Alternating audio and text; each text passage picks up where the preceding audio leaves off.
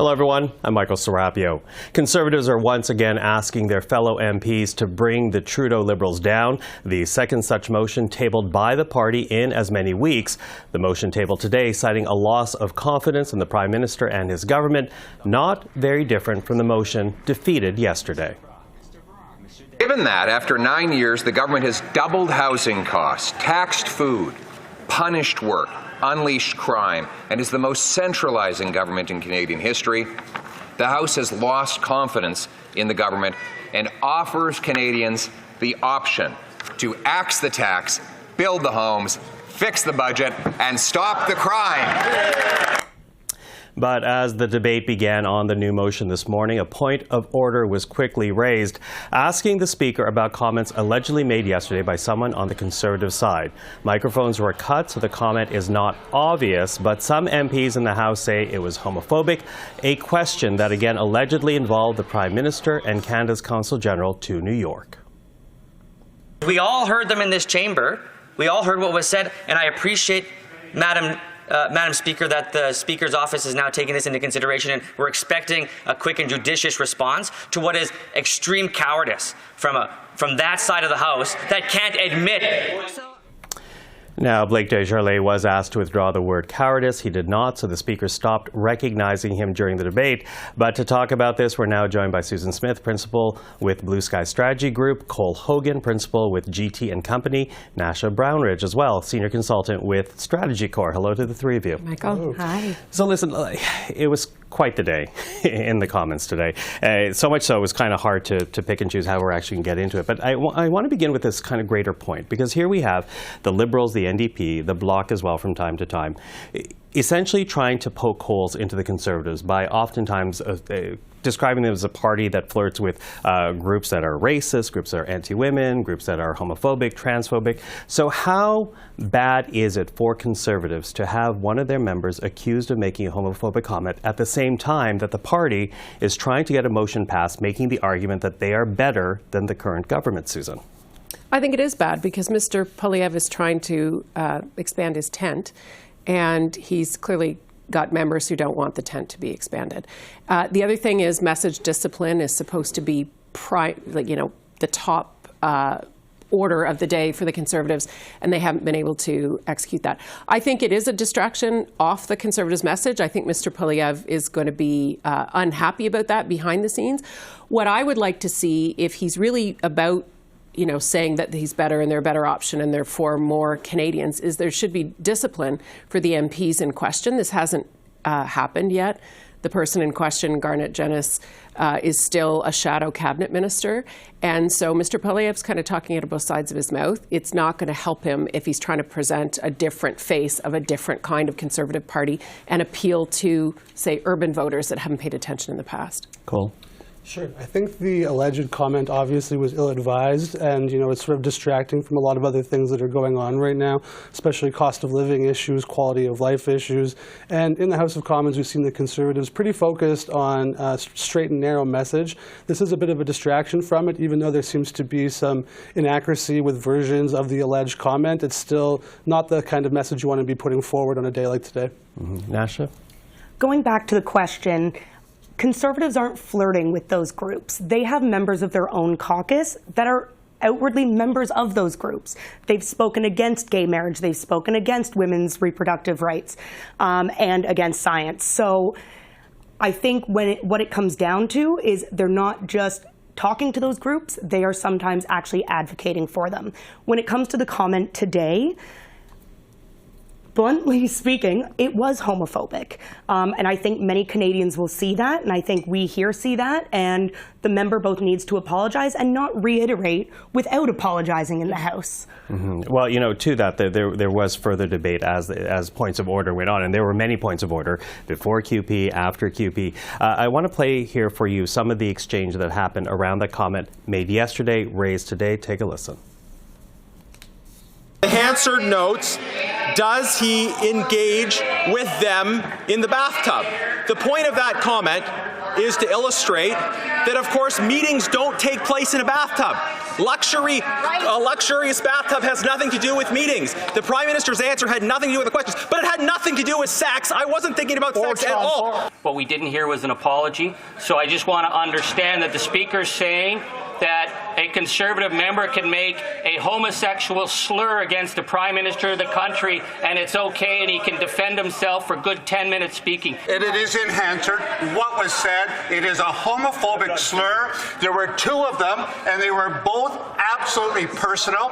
And if the Consul General in New York were a woman, if she was treated that way in this house would be outraged. Right on. Every member of this Right house on. should be outraged Right because it was a homophobic slur, and I want you to take it into consideration. Now, I have to say that was basically the day, even though what you're talking about in the order paper is a motion of confidence against the government, or non-confidence against the government. That really took up a lot of the oxygen today. Your reaction to what was being expressed in the House? Well, Hansard's got it on paper. I think Mr. Angus and Mr. Oliphant made very, very good and solid points. I think Mr. Genuis made an additional fool of himself, and he basically doubled down when he should have said, "I'm sorry." I think it's more fodder for Canadians to be frustrated with Parliament, and I don't think it's going to advance the Conservatives' cause in any way, because they basically created more tape and more clips on this to say we're not who, or to allow the other parties to demonstrate that they're not who they say they are. And like I said, the leader hasn't done anything about this, and he could have nipped it in the bud. He could have put Mr. Genuis and others in the penalty box, made a statement and moved on, but he's chosen not to do that. But I think Mr. Oliphant and Mr. Angus were very articulate. But Canadians aren't going to be happy that we're not talking about the business of the day. Mm-hmm. Well, and I just want to add some clarity to that, because you mentioned Hansard, and this is, I have a copy of it right here. And basically, the Prime Minister he was asked about this new residence for the Consul General in New York. The Prime Minister was answering by talking about the types of meetings with international leaders like Ukraine, and identified in Hansard as an honorable member. Quote, does he engage with them in the bathtub? Again, an honorable member. Did Tom get the top bunk? So that was what was being exchanged. So what do you make of the points of order in the debate that we saw in the House today, Hogan? I think, excuse me. I think as things continue, in this sitting, the fall sitting of the House, we're going to see an increased flare in terms of the rhetoric from all parties. I think things are going to get more intensified, especially as the Liberals and the New Democrats stare down the barrel of a loss, and they're 20 points behind the Conservatives. And this certainly doesn't help things. It does subtract, like Susan said, from the issues of the day in terms of the ever-growing increase of prices of groceries, rents, crime in our streets. It does distract from all of those issues, but I think this is a scenario in which all parties will ramp up their rhetoric the more this goes on, which probably says something about how long it'll be before an election. Mm-hmm, mm-hmm. Nasha? If the Conservatives or any party want to criticize the government for a decision they've made, spending, anything, then they should do that. They shouldn't resort to this type of rhetoric that both makes Canadians want to disengage, as Susan said earlier. This is the very reason that Canadians don't want to be involved in politics. They don't want to talk about politics, and it's the reason many people don't run in politics, because they're dealing with vitriol of this nature, and it makes no sense. And while I appreciate what Cole is saying, there's also the fact that I'm seeing this more from one party than the others.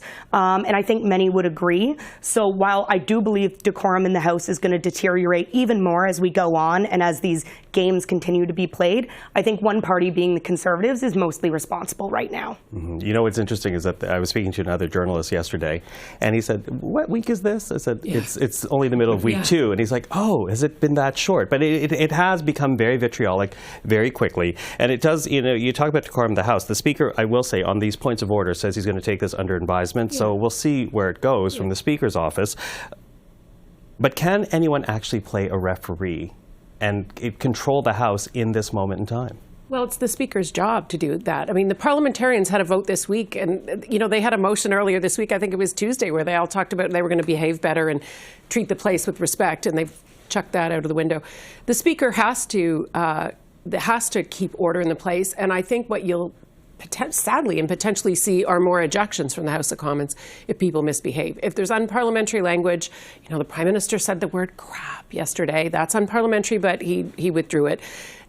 We've seen Mr. Poilievre dig in and not withdraw things. We saw Mr. Genuis double down. We'll see if he ever apologizes. But it's the job of the Speaker to keep the House in line. And it matters for each of the leaders to be able to set the tone for their own parties too. And I would agree with Nasha that Mr. Poilievre isn't doing it. Cole? Yeah, television was introduced to the House of Commons in 1977, and at the time they were like, is this going to make the House of Commons into a TV drama? How are we headed for a new era of Canadian politics where politicians just perform for the camera? And I think a lot of the concern is the exact same today. So I think as things progress, we're going to see, you know, to everyone else on the panel's point, we're going to see people double down, probably triple down, and dig their heels in as we move towards the next election. Sorry, I was going to say, television 77, social media now, right? They're playing for the clips. Yesterday, Poilievre got up and had a no-note speech on his non-confidence motion, right? That's all about social media and the clips. The reason Garnet Genuis hasn't been disciplined is he has like 70,000 followers combined from a certain component or base of the party on his social media outlets. So they don't want to shut this guy up because he's a pipeline to a particular right wing of the party or a social conservative wing of the party. So the Speaker is going to have challenge, but it's television, social media, and we're driven by the almighty phone and the video clip. And that's what's motivating a lot of this stuff, unfortunately. The only thing I would really quickly add is that there is a new contingent of the Conservative Party. It's millennial. It doesn't look a lot like the SOCON element used to in the party. So there is an active element that's counterbalancing, you know, a view of the past that I would say is not as strong as it used to be. Nasha. So, and responding to Cole, absolutely, but at the same time, there is still that wing, and it is there, and it is, today, it's shining through. And I do think it is on Pierre Poilievre to either shut it down or let it go, and then ultimately it will be up to Canadians to decide. When it comes to the Speaker, I do think he has a very, very difficult job to do right now, but it is his job. And there are rules, and there is decorum, and there is an integrity of the House of Commons that I think Canadians deserve, and it will be up to him to uphold that, while the leaders also need to get their caucuses together, because that is not okay. Okay, and if anyone's wondering about this second confidence motion, it's voted next Tuesday, but as we said, the points of order today took the oxygen out of the room. Susan, Cole, Nasha, thank you very much. Thank you. Now, we should note that the Speaker took away 3 opportunities for Conservatives to ask questions during question period today, the result of something that happened last week. When Pierre Poilievre accused the NDP leader of being a fraud and a phony, Mr. Singh reacted by stepping out onto the floor of the Commons and calling out the Conservative leader, after which both leaders were asked to apologize by the Speaker. Mr. Singh did, Mr. Poilievre did not, which is why the Conservative opportunities were docked today.